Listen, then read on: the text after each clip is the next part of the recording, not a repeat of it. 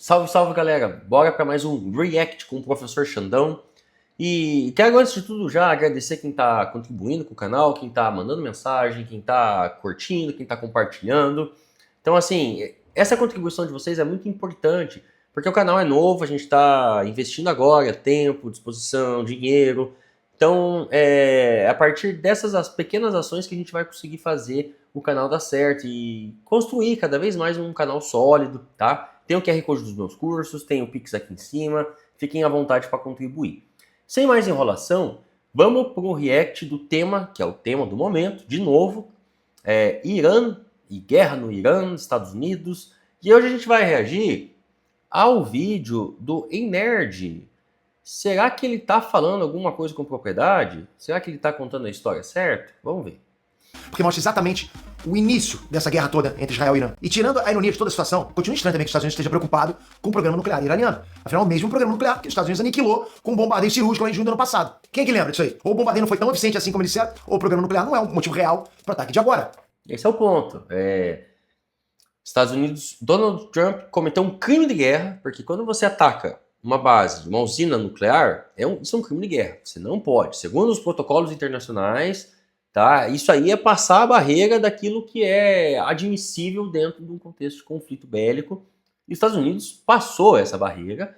E curioso que o Donald Trump estava querendo reivindicar o título de Nobel da Paz, sendo que ele havia cometido crimes de guerra. Ele confessou nas mídias, ele confessou em entrevistas para o mundo todo que cometeu o crime de guerra. E ainda assim ele queria o Nobel da Paz.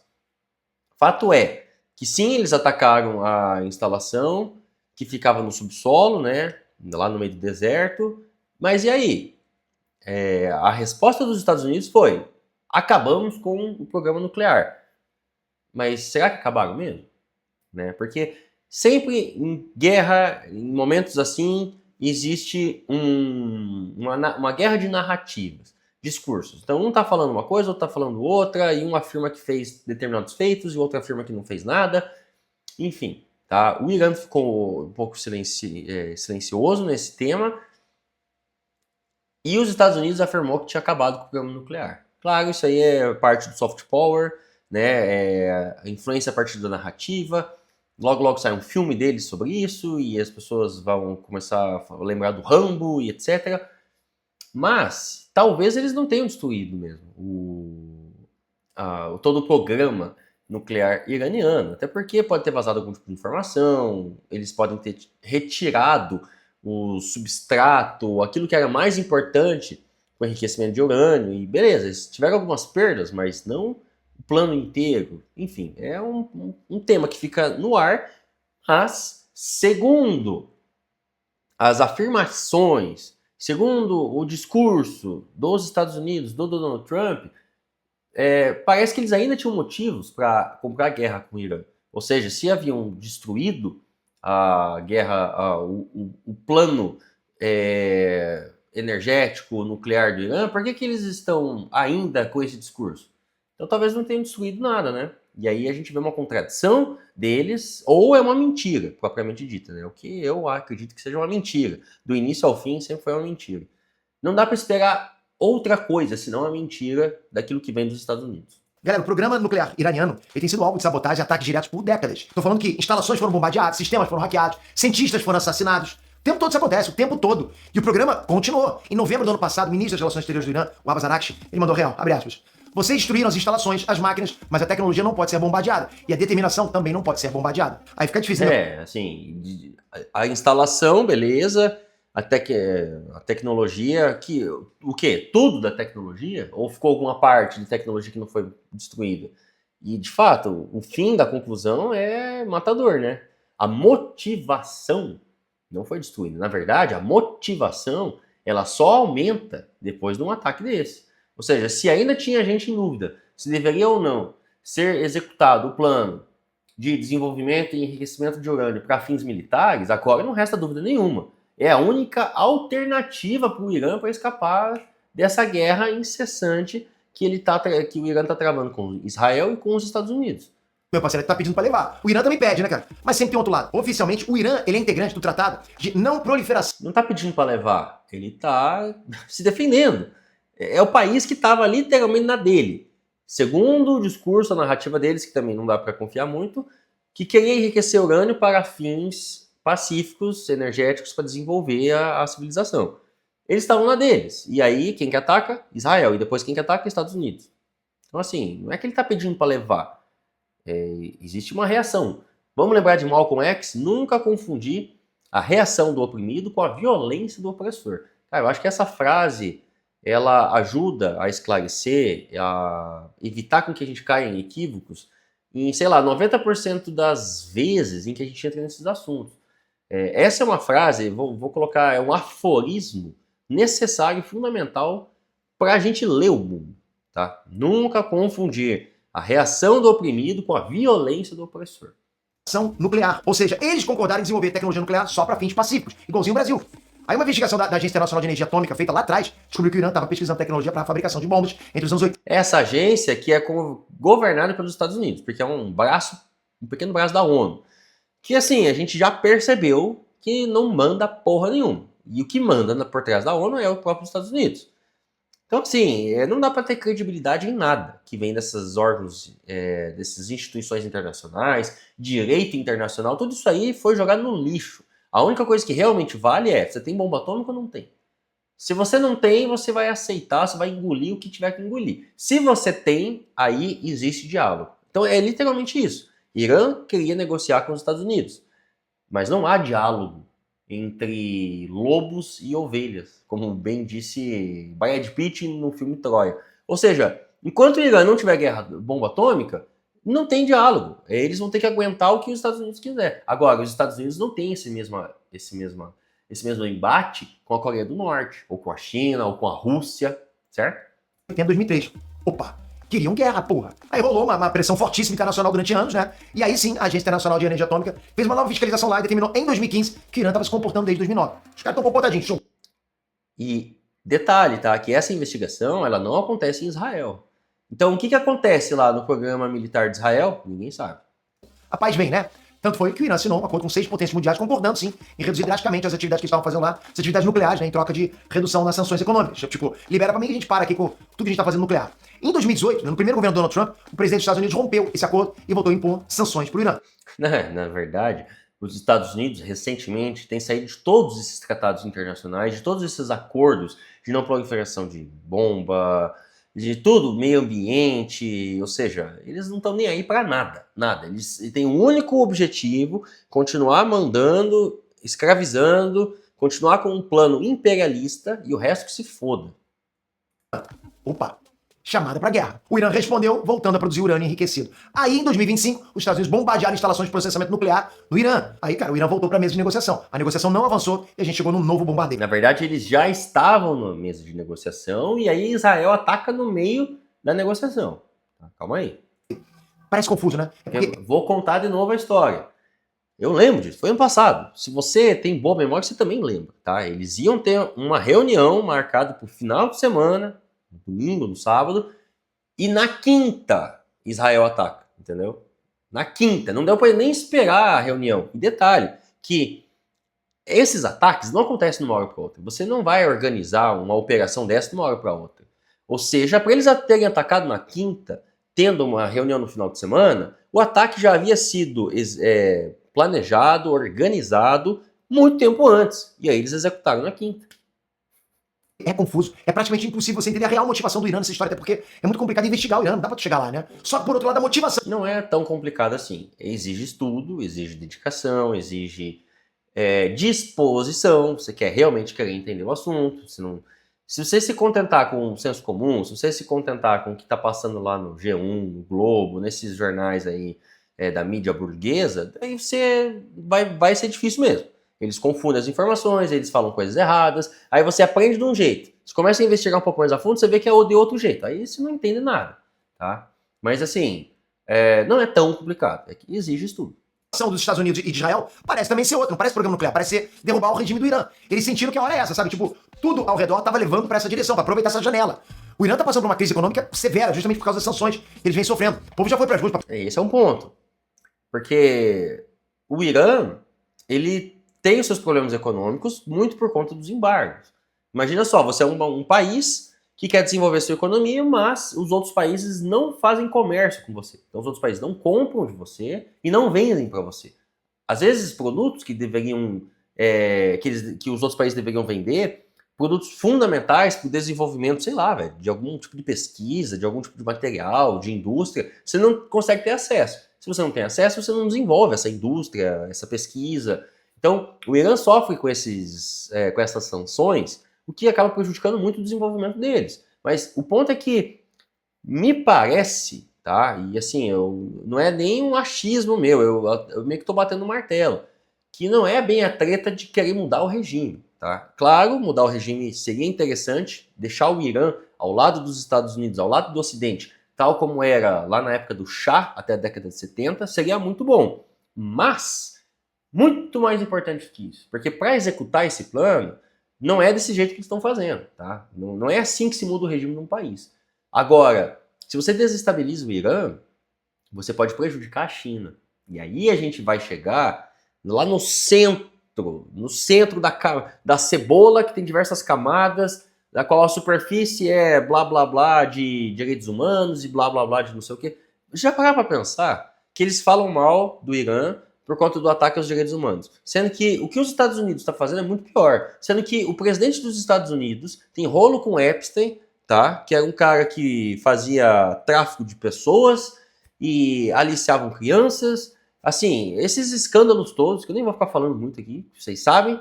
Tá? Então, o presidente dos Estados Unidos, ele é envolvido com isso, ele sequestrou outro presidente, ele matou outro presidente. Assim, direitos humanos, você quer falar em direitos humanos? Para humanos direitos? Vai pra puta que pariu. Então, mas essa é a primeira camada da cebola, do discurso. E aí você vai adentrando, você vê que o negócio é muito mais embaixo. Você vê que, por exemplo, ele quer causar o caos do comércio do petróleo, que passa tudo pelo Estreito de Hormuz, que é controlado pelo Irã, mas aí os Estados Unidos agora têm controle do petróleo da Venezuela. Ou seja, se não precisar mais do petróleo que vem do Oriente Médio, a gente pode vender o petróleo venezuelano, que agora está nas nossas mãos. Grana, grana, grana, dinheiro, dinheiro. Então, sabe, a gente vai aprofundando as camadas, mas para mim, lá no centro é China. Os Estados Unidos não pode fazer nada dessas coisas que fez com a Venezuela, que fez com o Irã, que está fazendo lá com a Groenlândia, com a China. Ele não pode. Então, como que você ataca a China sem atacar a China? Bem, atacando aliados para desestabilizar algum plano comercial, alguma parceria comercial, tá? Que no caso da China, por exemplo, é a nova rota da seda, que inevitavelmente passa pelo Irã, tá bem? Então, atacar o Irã é, em última consequência, lá em sua essência, atacar o BRICS, atacar a China. E eu acho que é disso que se trata. É isso aí que o jogo está sendo jogado sobre esse objetivo, tá? O objetivo primário, mas existem secundários, obviamente. Para pedir mudança, os caras fizeram um caos lá dentro, né? O povo, né? O governo massacrou os manifestantes. O regime, então, tá fragilizado demais no Irã. Se o bombardeio tivesse conseguido matar os principais líderes, o regime teria caído com toda certeza. Se esse bombardeio que aconteceu agora tivesse realmente sentado os alvos, acabou o regime. Isso seria bom para a população? Bom, a história do Irã não é das melhores. Na verdade, não, né? Porque você não acaba o regime matando o Ayatollah. Você, para acabar com o regime, você tem que ou fazer uma invasão por terra e controlar militarmente por terra a população, aí você pode alterar o regime, ou você tem que esperar uma insurreição da própria população. Mas matar simplesmente as lideranças não vai mudar nada, como é o caso que a gente está vendo. O Irã está retaliando fortemente os Estados Unidos. Eu acho que esse vídeo foi gravado antes, tá? Então, assim, que ele não viu a cena dos próximos capítulos, no momento que o vídeo foi gravado. Mas o Irã, ele veio com força total, velho. O Irã não tá pra brincadeira. Um século atrás, em 1921, o Ocidente patrocinou um golpe militar no Irã. A Inglaterra queria fortalecer a influência na região e bancou uma tomada de poder. Caiu a dinastia Qajar e subiu ao poder a dinastia Pahlavi, que nem sangue real tinha. Os Pahlavi rasgaram a Constituição do Irã e governaram sem eleições durante décadas, com mão de ferro lá, ditador mesmo, sabe? Só que os Pahlavi, eles eram aliados das nações ocidentais e eram freio pra expansão do islamismo. E internamente, o povo foi criando ódio daquilo tudo, cara. Eles não estavam aguentando mais. Até que veio a Revolução de 1979. Os Pahlavi foram derrubados, Irã virou uma teocracia. Um governo onde a religião manda e obedece quem tem juízo. É melhor. Ok, corta pra 2025. O povo tá insatisfeito de novo, tá criando ódio disso tudo. É o caldeirão para uma nova revolução. Pode ser um momento para outra troca de regime.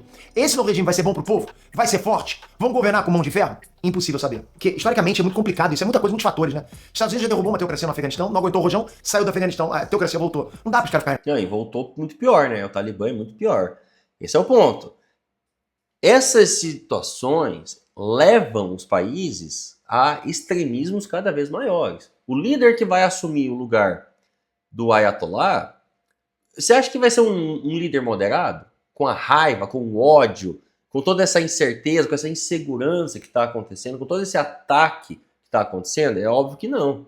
Então, assim, o próximo líder do Irã, a gente pode esperar, vai ser um cara mais extremista ainda, entendeu? Mais hostil ainda aos interesses ocidentais, tá? É igual aconteceu no Afeganistão, e assim por diante. Lá. Os Estados Unidos já derrubou uma ditadura no Iraque, não aguentou o rojão, saiu do Iraque, mesma coisa. Rolou guerra civil. O regime na Síria era autoritário, dominado pela mesma família por 5 décadas. Era aliado da Rússia. Aí o país passou por uma guerra civil e o governo caiu. Quem tomou o controle da Síria? Um grupo radical religioso que já foi classificado como terrorista. Isso quer dizer que é pra deixar o Irã do jeito que tá? Não, claro que não. A reação brutal do governo às últimas manifestações foi assustadora. Os caras mataram civis, cara. Não dá, meu irmão, pra ter um regime assim, meu irmão. E aqui é um ponto que a gente tem que bater bastante na tecla. A gente tem que concordar com o ataque dos Estados Unidos? Não. A gente tem que... Então, se não concorda com o ataque dos Estados Unidos, a gente concorda com o regime do Irã? Óbvio que não. Uma coisa não anula a outra, entendeu? É muito sensato você ter o mínimo de discernimento sobre as coisas e olhar para o que os Estados Unidos fez e falar, mano, isso aqui é bizarro, absurdo. E ao mesmo tempo olhar para o regime do Irã e falar, mano, isso aqui é bizarro e absurdo. Sabe? Eu falo que teocracias são uma das piores coisas que o ser humano já inventou. Mas o detalhe é que a religião, a instituição religiosa, não o fenômeno religioso pela essa busca do religare, do algo maior, não, mas a instituição, sabe? A instituição religiosa, ela sempre serviu a interesses políticos. Ela é, na verdade, uma instituição política. Ela é um braço, talvez um dos mais fortes da política, entendeu? Então, a política, ela instrumentaliza a religião para controlar o povo, entende? E aí, controlando o povo, você consegue fazer as maiores atrocidades da história. Caso que, por exemplo, acontece lá no Irã, entendeu? Então, assim, eles atacam as mulheres, eles atacam os direitos humanos, eles também não aceitam muitos opositores políticos. Mas detalhe que na época do Shah, até a década de 70, também não era diferente, entendeu? Eles eram corruptos, eles atacavam violentamente os opositores. Geralmente a galera, quando vai lembrar do Irã até a década de 70, lembra do Irã, tipo, as mulheres andavam de biquíni na rua, olha como era legal, uau, olha só, tinha McDonald's, nossa, que mil maravilhas. Mas não contam que o governo do Shah era um governo corrupto e que também atacava manifestantes, opositores do governo, enfim. Então, não tem como defender teocracia islâmica, tal qual não tem como defender teocracia cristã, nenhum tipo de teocracia. Mas reconhecer que o que os Estados Unidos está fazendo é literalmente terrorismo também é necessário para aquelas pessoas que têm o mínimo de sensatez. Acho que quem puder intervir, tem que intervir, cara. Mas tem que respeitar a soberania. Desculpa, essa é a opinião do PT. Respeitar porra nenhuma, meu irmão. Não pode deixar. Nós somos seres humanos. Se a gente pode fazer algo pelo próximo, é o que a gente tem que fazer. Essa é a minha opinião, ok? Cara, o povo nas ruas reclamando, pedindo melhores condições de vida. O governo matou milhares de pessoas. Milhares de corpos no chão. Milhares. E é proibido reclamar. Não é um regime do povo, é um regime contra o povo. Ainda assim. Mas aí que tá. Esse é o ponto. Daí você vai intervir do jeito que tá intervindo. Qual que vai ser o resultado? Que você mesmo acabou de falar? É pior, velho. Chega um regime ainda mais brutal, ainda mais violento, ainda mais extremista. Então o caminho não é esse, tá? Beleza, a gente tem que ficar... a gente tem que ficar de forma passiva, a gente tem que só assistir e fazer um post no Twitter. Não, se fosse possível fazer mais, deveria se fazer mais. O problema é que intervir dessa forma não resolve a situação. Intervir dessa forma piora a situação. Tá entendendo? É tipo assim, você tem um machucado no braço e tem a casquinha e você quer tirar a casquinha porque a casquinha tá te incomodando, você vai lá e arranca a casquinha. Sabe? Não é assim que você lida com a situação. Não é uma boa forma de lidar com a situação. Você vai piorar a situação. Entendeu? Então, aí, nesse ponto, de novo, a gente acaba voltando. O único caminho, assim, possível é esperar que o povo faça uma insurreição e que o povo faça alguma alteração no regime. Porque o poder emana do povo, não emana de forças exógenas, externas. Se não vier do povo a revolução, não tem o que fazer. E vamos lembrar que o Império, que o Irã, eles são os herdeiros do Império Persa, tá entendendo? Uma civilização milenar. Muito do que a gente entende hoje, e elementos, aspectos das civilizações modernas, a gente aprendeu com os iranianos, com os persas, tá entendendo? Ou seja, a gente tem um exemplo na história recente, tá? A própria Revolução Islâmica, dos ayatollahs. Cara, o povo iraniano pode muito bem agir por conta própria, só que isso depende deles, tá? Isso é organização deles. A gente pode achar um absurdo, a gente pode querer intervir, mas essas interferências externas não resultam em nada, tá entendendo? Se o povo iraniano estuda a sua própria história, tem domínio dos seus próprios elementos simbólicos, da sua própria memória, eles mesmos vão organizar de alguma forma, entendeu? E esse é o ponto. O que as potências imperialistas, como os Estados Unidos, andaram fazendo? Eles tentam intervir incitando manifestações, incitando aglomerações, incitando violência. Tá? Então é fato que esses países eles interferem em países do capitalismo dependente, em países subdesenvolvidos, interferem a partir de diversas formas. A simples opinião da população já é moldada pelas redes sociais, que são controladas pelo governo americano, por esses grandes empresários que estão ligados intimamente ao governo americano. Então, eles já estão interferindo na opinião das pessoas por redes sociais, por exemplo. E aí eles já interferem financiando certos grupos. E, enfim, esse tipo de interferência é uma interferência que até pode surgir algum resultado, tá? Que pode ir aos poucos contaminando a opinião pública. Agora, uma interferência desse nível de você assassinar o líder supremo do país, aí vai você passar todas as barreiras, aí é você arrancar a casquinha, não tem como. Cara, a história do Oriente Médio inteiro ensinou pra gente que não basta derrubar um governo ruim. Se não tiver algum tipo de planejamento, você vai sempre trocar 6 por meia dúzia, vai tirar um, vai voltar outro pior às vezes. Só que o Donald Trump, ele quer ver o circo pegar fogo no Irã. Que é o que tá acontecendo. É o que vai acontecer, tá entendendo? Igual a Venezuela. Pô, a Venezuela é uma merda, é uma merda. E aí você vai lá e você quer o quê? Que os Estados Unidos passem a mandar na Venezuela? Que os Estados Unidos seja o dono da Venezuela? Que é o que tá acontecendo? Ou seja, você tira o Maduro, que é ruim, para colocar o Trump, que é pior. Ele declarou textualmente o seguinte, abre aspas, quando terminarmos, tomem o poder, será de vocês. Esta será provavelmente a única chance que terão por gerações. Assim, é um risco político do Trump. Dessa vez ele tá numa fase que ele conta com só 27% do povo americano, segundo dados aí de uma pesquisa recente da The Economist. A vasta maioria da população não entende por que os Estados Unidos estão se metendo em mais uma treta no Oriente Médio. Pô, pra quê? E tem muita gente também que não tá curtindo a influência de Israel nas decisões políticas dos Estados Unidos. E uma coisa vai decidir o futuro do Trump. Eleições esse ano pro Legislativo, pra Câmara. Se o partido do Trump não tiver o número maior das cadeiras, pode ter certeza, velho, os democratas vão dar algum jeito de fazer impeachment, porque o Trump já tem rejeição, o Trump está cometendo crimes de guerra, crime contra a humanidade, crime contra a população americana, a economia dos Estados Unidos está caótica, enfim, os cenários para o povo americano, para a economia, para os Estados Unidos em si, é péssimo, péssimo, péssimo. E aí que tá. Se o Donald Trump não consegue o controle político sobre a Câmara, sobre o sistema legislativo, o poder legislativo, ele vai ter problemas, tá? Eu acho que, assim, o caso Epstein, cara, tem muitas armas que dá pra fazer alguma coisa contra o Trump. E o Trump já foi impeachmentado uma vez, entende? E aqui a gente vê o erro que é não prender um cara que promove golpe de Estado, que promove o caos igual o Donald Trump tá promovendo, tá? Por isso que foi muito assertivo prender o Bolsonaro. Imagina se o Bolsonaro tá livre. E o pior, imagina o que essa corja dos bolsonaristas podem fazer caso eles vençam as eleições novamente, enfim. Ou seja, tem que punir, tem que cortar o mal pela raiz. Isso. E falando em Israel, pro primeiro-ministro de Israel, né, o Benjamin Netanyahu, essa guerra é só vantagem. O Netanyahu, vamos lembrar que ele é réu em 3 processos por corrupção. Para ele, um estado de guerra permanente vai garantir o lugar dele no governo e vai afastar investigações. Há quem... E não é. Sim, o Netanyahu ele tem muitos problemas internos, só que Israel não aguenta uma guerra muito longa. Esse é o ponto, tá?